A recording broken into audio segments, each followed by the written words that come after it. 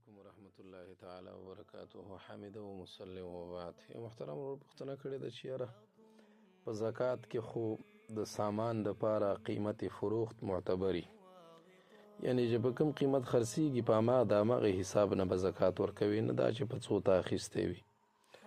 خو زمونږ یو دوست دی، هغه ته یو مفتي صاحب ویلي دي چې باید د کوم مارکیټ څخه چې مال اخیستل شوی وي د هغې ځای د فروخت قیمت به حسابیږي، نه دا چې په کوم دکان کې دا سامان خرڅیږي. جناب محترمه، دا مسله خو مخکې موږ حل کړې وه او سره د حوالو هم حل کړې وه.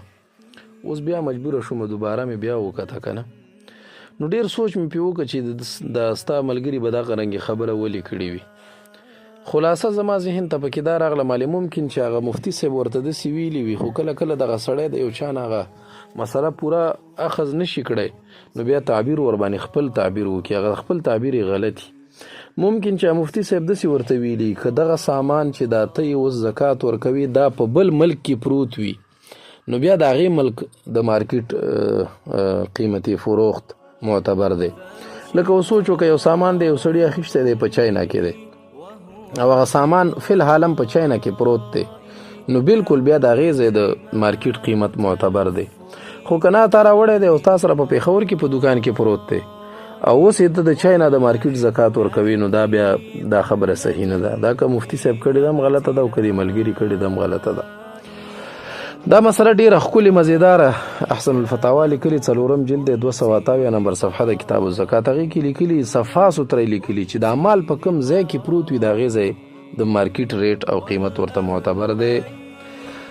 دا مسله همدغه شکل کې فتاوا دارالعلوم دیوبند هم لیکلي. فتاوا دارالعلوم دیوبند 6 جلد 80 نمبر صفحه د کتاب الزکات لیکي چې په کوم مارکیټ کې مال پروت وي د هماغه مارکیټ د قیمت فروخت د معتبر دی. امداد الفتاوا لیکلي دا مسله 2 جلد 22 نمبر صفحه د کتاب الزکات و صدقات. خیر الفتاوا لیکلي دا 3 جلد 409 نمبر صفحه د کتاب الزکات.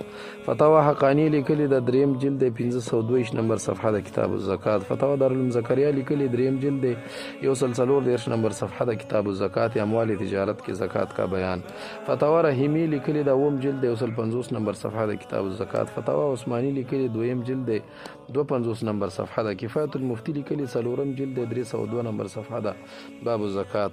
فتاوا محمودی لیکلي 9 جلد 309 نمبر صفحه د باب الزکات فی الذهب والفضه والفلوس الرائجه. نو دا لس فتاوی شوي او 11مه فتاوا فریدیه د 3 جلد 422 نمبر صفحه د باب الزکات فی الاموال. نو خلاصه دا ده چې 11 فتاوا حواله هم درکړه. زه خو یم د دې مفتي د خبرې نه به دغه د 11 فتاوا حواله ډېره زیاته معتبره وي. السلام علیکم.